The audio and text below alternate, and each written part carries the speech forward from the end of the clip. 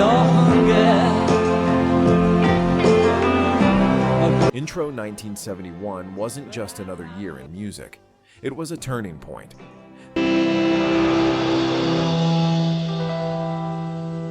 This was the moment when rock stopped playing it safe. Artists pushed boundaries, ignored radio rules, and chased ideas that felt bigger than charts. She could spit in the eyes of fools. A song that was never released as a single became one of the most played tracks in radio history. An anthem written for an unfinished rock opera still defined an entire generation. Nothing to kill or die for. And a legendary frontman recorded his final vocals just days before his death. What if I told you all of that happened in one single year? Tonight, we're diving into 10 unforgettable songs from 1971. Not just the hits, but the stories, risks, and moments that turned them into legends.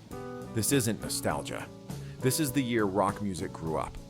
Let's start at number 10.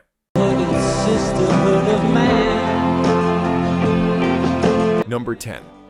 Imagine, John Lennon. Few songs in history feel as quiet and as radical as Imagine.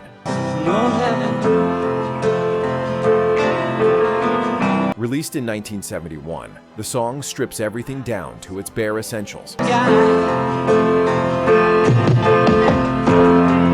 A simple piano line, gentle vocals, and a message that challenged the very foundations of society. No countries, no religion, no possessions. No immigration, too. Just people living in peace. At the time, it shocked some listeners. Others embraced it instantly, but almost everyone felt its weight.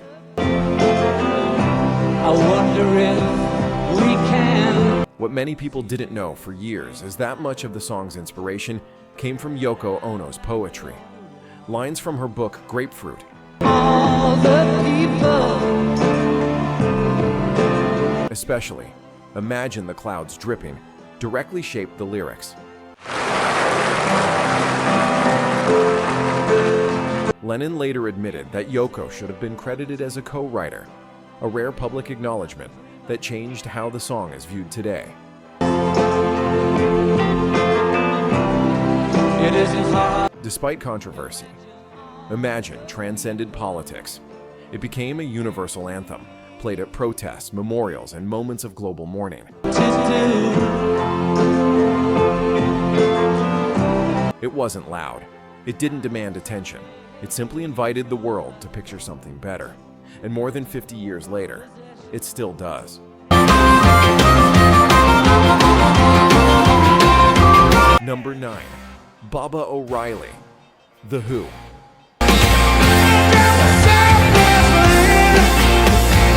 It starts with a sound that feels mechanical, almost futuristic. A looping synth pattern that slowly pulls you in.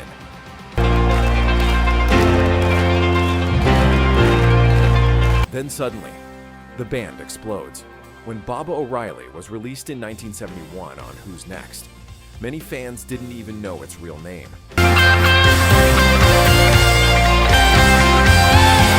Radio DJs and listeners called it Teenage Wasteland, after the unforgettable line that tears through the chorus, but the real title tells a deeper story.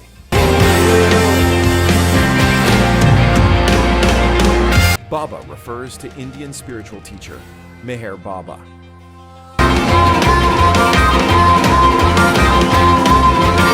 O'Riley nods to minimalist composer Terry Riley. The song was originally written for Lifehouse, a futuristic rock opera that never fully materialized. Even without its intended context, the song took on a life of its own. It became an anthem for restless youth, frustration, rebellion,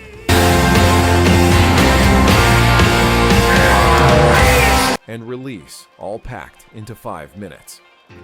And that iconic violin solo at the end, completely unplanned.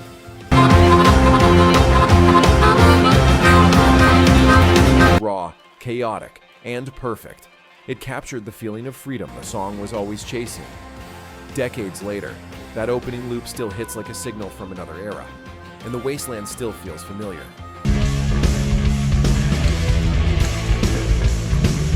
Number 8. Children of the Grave, Black Sabbath.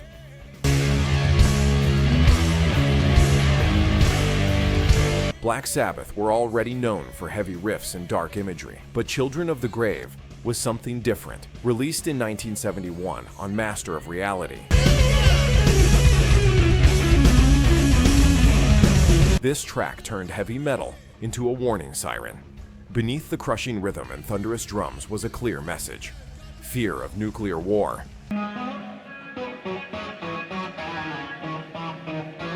the loss of innocence, and a generation growing up under constant threat.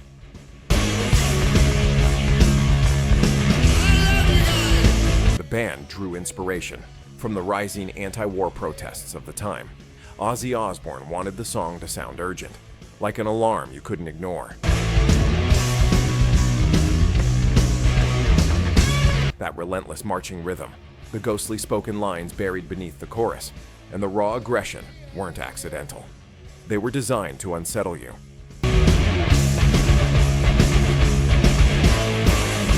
This wasn't just music meant to entertain. It was music meant to confront. Children of the Grave helped define metal as more than noise. It gave the genre a voice, angry, frightened, and defiant. And even today, that voice still echoes with the same power.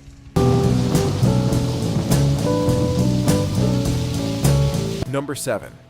Riders on the Storm. The Doors, released in 1971 on LA.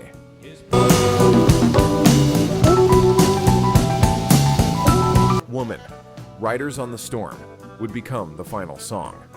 Jim Morrison, ever recorded with other Doors. Actor out on loan, riders on the storm. At first listen, it feels hypnotic. Rain pours down, thunder rolls, and a slow jazz-infused groove drifts forward like a midnight drive through empty streets.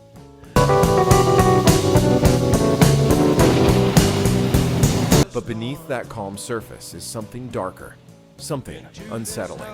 Into this house we're born. Morrison's whispered vocals beneath the chorus weren't part of the original plan. He added them late in the recording process, saying the song needed to feel more dangerous. If you give this man a ride. More intimate. Those whispers turned the track into something haunting, almost prophetic. Lyrically, the song shifts between freedom, violence, and isolation. There's a killer on the road. Doesn't just feel like a line, it feels like a warning.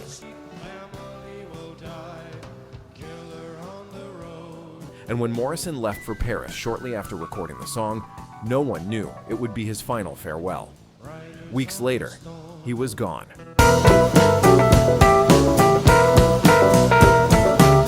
Riders on the Storm stopped being just a song. It became his last echo.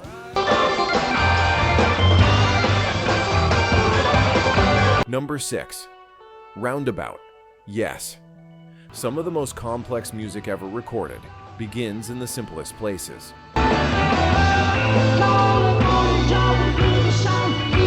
Roundabout was written in the back of a van as Yes traveled through the winding roads of Scotland.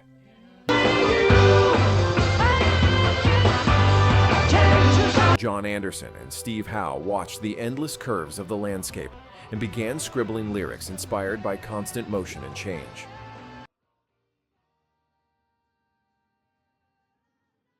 Released in 1971 on Fragile, the song became a defining moment for progressive rock, from the opening acoustic guitar to the shifting time signatures and surreal imagery. Roundabout refuses to follow traditional pop structure. It builds slowly, expanding and contracting like a living thing.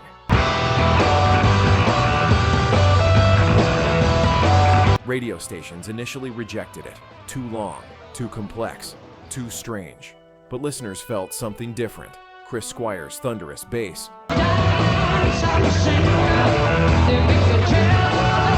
Rick Wakeman's swirling keyboards, and Howe's instantly recognizable guitar tone turned the song into a cult favorite.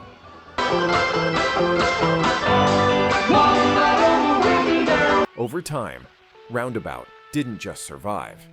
It became legendary. Proof that sometimes the long road is the one worth taking.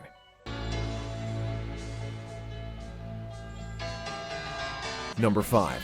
Life on Mars. David Bowie. Dog and clowns, but the film is a sad. By 1971, David Bowie wasn't just writing songs, he was building worlds. Released on Hunky Dory, Now she walks through her sunken dream. Life on Mars tells the story of a young girl desperate to escape reality. She walks into a movie theater hoping for something magical, but instead finds a reflection As I ask her to focus on sailor. of everything broken around her. The lyrics jump between surreal images: Mickey Mouse, war, fame, and isolation. Take a look at the law. Like fragments of a dream you can't quite piece together. And musically, the song mirrors that journey. It begins with a simple piano, Britannia is out of bounds. To my mother. then slowly swells into a massive orchestral wave. Each chorus rises higher, more emotional, until it finally crashes in a moment of release that feels overwhelming and beautiful. Man go. It's the freakiest shit. At the same time, Bowie originally wrote the song as a parody of My Way.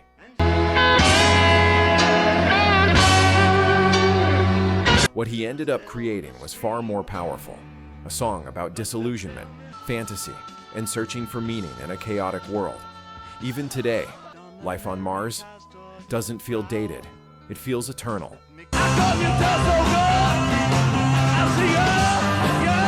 Number 4. Brown Sugar, The Rolling Stones.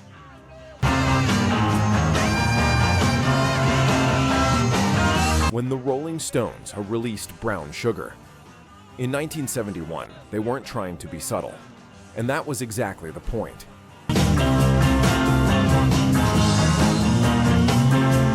The song opens with one of the most recognizable riffs in rock history, a sharp, gritty blues lick created almost accidentally by Keith Richards.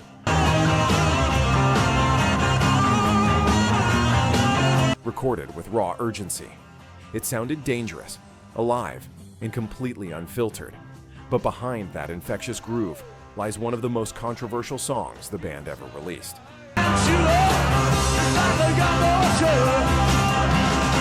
Mick Jagger wrote the lyrics in a burst of chaotic inspiration, blending themes of race, sex, power, and violence.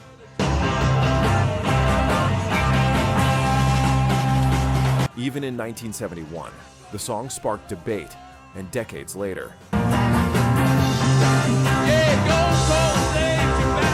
it still does. Brown Sugar was released as the lead single from Sticky Fingers, marking the Stones' first release on their own Rolling Stones Records label. It shot straight to number 1, proving that rebellion still sold, and that the band was willing to cross lines others wouldn't touch.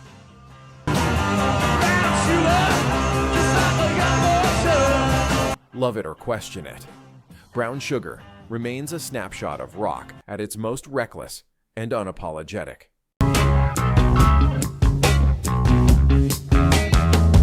Number 3. Echoes, Pink Floyd.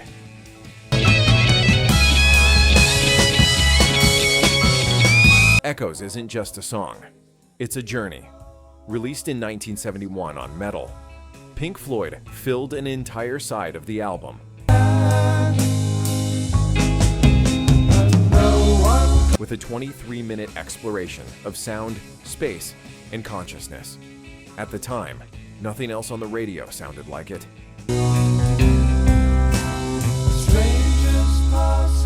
The track began as fragments, unfinished melodies, experimental textures, wordless vocal harmonies, Slowly, those pieces were stitched together into something vast and immersive. David Gilmour's slide guitar feels like it's drifting through time, while Richard Wright's keyboards shimmer like light reflecting off deep water. The song moves in waves, calm, chaotic, then calm again. Mirroring the natural rhythms of the ocean. There's no traditional chorus, no hook designed for radio, just atmosphere, patience, and trust in the listener.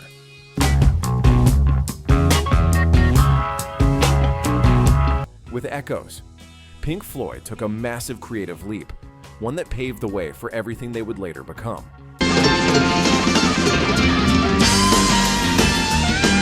Number 2. Aqualung, Jethro Tull. Few songs blurred the line between storytelling and social commentary like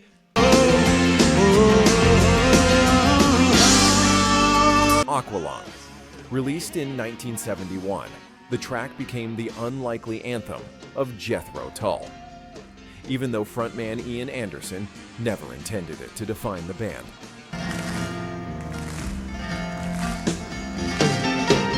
The song paints a vivid portrait of a homeless man, dirty, forgotten,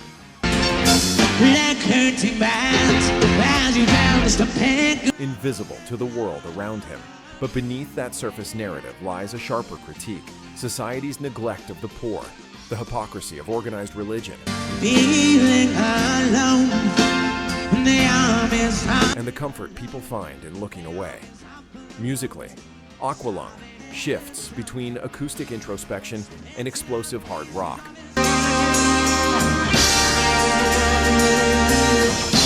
Mirroring the tension between empathy and anger. It was complex, uncomfortable, and impossible to ignore.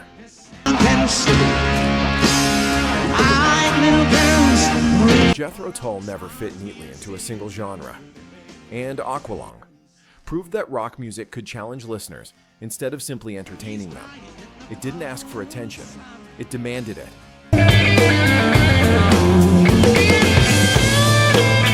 Number 1. Stairway to Heaven, Led Zeppelin. It's just a sprinkling for May Queen. Stairway to Heaven is proof that charts don't decide greatness. Released in 1971 on Led Zeppelin before All that glitters is gold. Led Zeppelin never issued the song as a single, yet it became one of the most played tracks in radio history. DJs played it because listeners demanded it. Over and over again. The song begins quietly, just acoustic guitar, recorders, and Robert Plant's delicate vocals.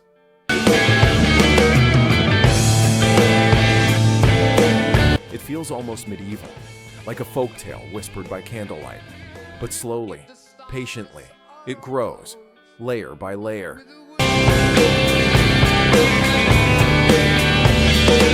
Until it explodes into one of the most powerful climaxes rock music had ever heard. Jimmy Page didn't improvise the legendary guitar solo. Every note was carefully composed, bent, and placed with intention. It wasn't about speed or flash. It was about tension and release. A slow burn that rewards the listener for staying all the way through. The lyrics, cryptic and symbolic, sparked decades of interpretation. Is it about greed, spiritual awakening, illusion versus truth? Zeppelin never explained. Sometimes all of our sorts are miscued. And that mystery became part of the magic. By the final moments, when Plant's voice reaches upward and the band crashes in full force, Is crying for leaving. Stairway to Heaven feels less like a song and more like a rite of passage. It didn't just define 1971, it defined what rock music could be. Can get what she came for. These songs didn't just dominate a year, they reshaped rock's DNA. 1971 was the moment when music stopped chasing formulas and started chasing meaning. Artists took risks, albums became statements, songs became experiences. And if you think this year was legendary, the next era is about to turn everything upside down. Up next, 1984, rock songs we'll never forget. Hit like, subscribe, and drop your favorite 1971 track in the comments. Because the story of rock doesn't stop. It just gets louder,